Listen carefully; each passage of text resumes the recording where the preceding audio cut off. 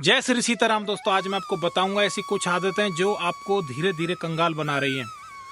ऐसी कुछ आदतें जिनसे देवी दरिद्रता आपके घर में निवास करती हैं और माता लक्ष्मी वहां से चली जाती है। बहुत ही इंपॉर्टेंट पॉइंट्स हैं। अगर सिर्फ इतना भी कर लोगे तो बहुत सारे उपाय हैं जो वो करने की जरूरत नहीं है। बहुत सारी परेशानियां आपकी ऐसे ही खत्म हो जाएंगी। जो सबसे पहला पॉइंट है वो है आपका जो बिस्तर पे खाना खाना। ज़्यादातर लोग बिस्तर पे खाना खाते हैं और बिस्तर पे खाना खाने से हमारा कुंडली का 12वां भाव है जो वो खराब होता है। 12वां भाव खर्चे का होता है, व्यय का होता है। तो इसलिए बिस्तर पे खाना बिल्कुल बंद करें। बाथरूम को बहुत साफ स्वच्छ रखना चाहिए। बाथरूम से राहु आता है, राहु अगर खराब हो गया तो वैसी अड़चन है। और अचानक चीज़ें खराब होना, बहुत सारी चीज़ें हैं जो भ्रम भी पैदा करती हैं, लेकिन पैसे का लॉस ज़्यादातर होगा आपको। इसीलिए अपना बाथरूम में बिल्कुल चकाचक बढ़िया रखें, उसको साफ सुथरा रखें। वास्तु दोष नहीं लगेगा, बाथरूम बिल्कुल साफ सुथरा होगा। तो तीसरी चीज है आपका किचन, रसोई। रसोई में देखो, मैं जहाँ समझ सकता हूँ इस चीज को, मेरे घर में भी महिलाएं हैं, रात में बर्तन छूट जाते हैं कई थकान की वजह से। लेकिन इन बर्तनों की बात नहीं हो रही है, बात हो रही है उन बर्तनों को ना धोने की जो बहुत सुबह से पड़े हैं रात तक, ऐसे बर्तनों की। किचन में बर्तन झूठे नहीं छोड़ने चाहिए। किचन भी बिल्कुल साफ सुथरी होनी चाहिए। अगर किचन आपकी साफ सुथरी नहीं है तो माता अन्नपूर्णा है जो, वो कैसे आपसे प्रसन्न रहेंगी? बरकत होनी बिल्कुल बंद हो जाएगी। इसलिए अपनी किचन भी बिल्कुल साफ रखें। घर भी बहुत साफ सुथरा होना चाहिए। घर में अगर गंदगी है तो माता लक्ष्मी बिल्कुल भी नहीं रुकेंगी, दरिद्रता का वास हो जाएगा। घर को बिल्कुल साफ स्वच्छ रखना चाहिए।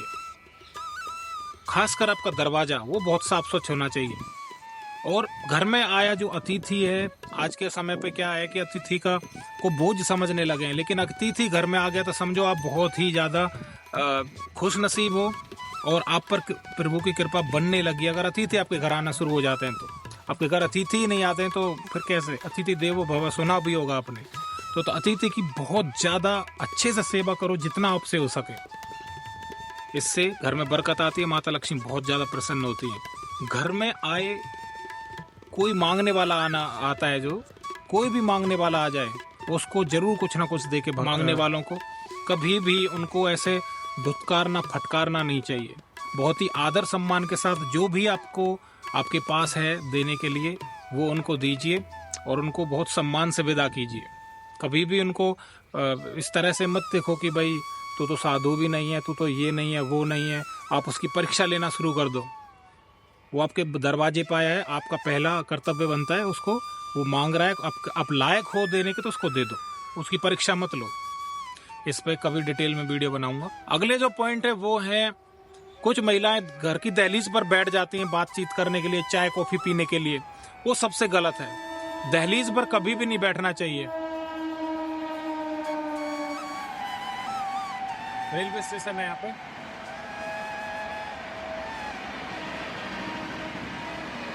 तो घर के दरवाजे पर जूते चप्पल ये नहीं होने चाहिए। घुसते ही जूते चप्पल दिखाई दे रहे हैं। घर के दरवाजे पर, मुख्य दरवाजे पर जूते चप्पलों का जमावड़ा लगा हुआ है, ये बिल्कुल गलत है। ये नहीं होना चाहिए। छेद वाले कपड़े नहीं पहनने चाहिए। अंदर वाले जो हम अंदर पहनते हैं वे कपड़े छेद वाले नहीं होने चाहिए। कोई नहीं देख रहा है इसका मतलब ये नहीं है, इससे आपका शुक्र खराब होता है तो धन का आगमन वैसे ही खराब हो जाएगा। दूसरी चीज, जो महिलाएं होती हैं घर में खड़े होकर कभी भी बाल नहीं बांधने चाहिए। बैठ जाओ आराम से, क्या जल्दी है, 5 मिनट और एक्स्ट्रा लग जाएंगे, लेकिन बैठ करके बाल बांधने चाहिए। और अपने पर्स में कभी भी किसी भी मृत व्यक्ति की फोटो मत रखो, अपने परिजन की, किसी की भी, ये सही नहीं होता। और ऐसे बहुत सैकड़ों पॉइंट है, मैं धीरे धीरे बताता रहूंगा। आप चैनल पर बने रहें। अगर आप मेरे चैनल पर नए हैं तो सब्सक्राइब करके जरूर जाएं। पहली बार आए हैं तो अगर आपको वीडियो अच्छी लगी तो मेरे से बताओ कैसी लगी, आपको कोई सवाल हो। और पहले से ही मेरे सब्सक्राइबर हो तो थैंक यू सो मच, आपका बहुत बहुत धन्यवाद। मिलते हैं अगली वीडियो में। जय श्री सीताराम।